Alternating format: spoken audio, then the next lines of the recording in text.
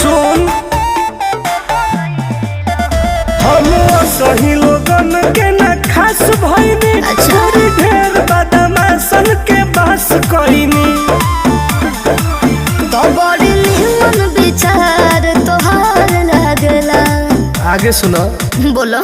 नमव के हमर जयकार लागेला अच्छा वाला बजंता दरबार लागेला सारा दुश्मन हमर साथ लागेला हर रविवार दरबार लागेला माफिया है माफिया।